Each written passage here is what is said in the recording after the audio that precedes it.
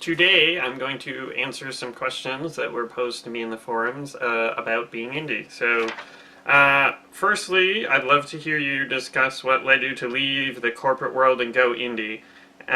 So I think the main reason is there were games that I wanted to make that I wasn't in the position to make at a company, because I think everyone who enters the video game industry wants to make the games that are up here that's been tossed around in their mind for so many years, or at least a lot of them do.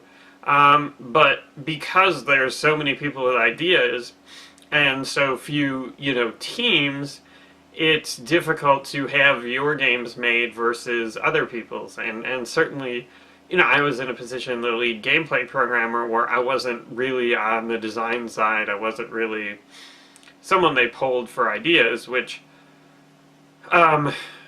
was a deliberate career choice, just because I think that the programming aspects are much more valuable, and honing my programming skills has really opened a lot of doors for me.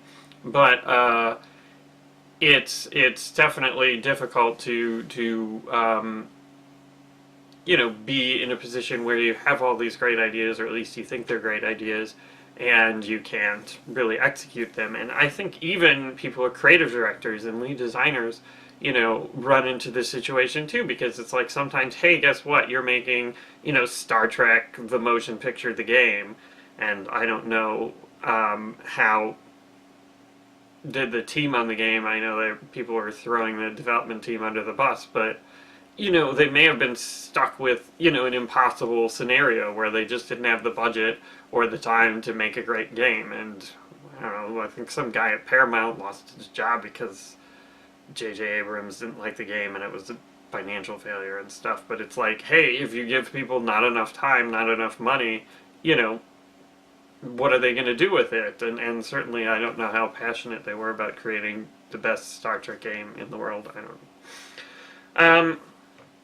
So the next question is, discuss what you like about being indie versus what part of a lifestyle came as a surprise to you. So I love being an indie just because it's so exciting. I get to do so much on the game, and I get to make the games I want to make. Whereas, if you're part of a larger team, you're just sort of a cog in the wheel of this massive thing that's, maybe making a sequel, maybe it's making something exciting. But just because there's so many people on the team, I feel like it's difficult to make a significant impact, which is what I really like doing. I like to, be playing a game and say, hey, I did this, and I did this, and I did this. And it's like, if I'm on a team of 200 people, I did 1/200th of this, maybe I could move my way up into upper management, but then it's like, then what, do you have direct control? What are you doing? I don't know, but it's just so great to be on a small team or leading a small team and be able to say, this is what we're doing, and this is what I do, and this is what I want to do. What came up as a surprise to me, I think, well, we work remotely, and just how difficult the isolation would be, because I complained to all the time. We had an open sort of cubicle layout at High Impact Games where I worked before I went indie, and I complained. But then after years of working alone out of my office, it's like, I miss that. I'm totally, if any of you high impactors are watching, I totally apologize for being a jerk about the noise in the cubicle, because I totally miss it. Especially when I was single, there were days I went without talking, because we did everything over Google Talk or whatever, and, all text, no voice. So, yeah, I think just the isolation. And also, I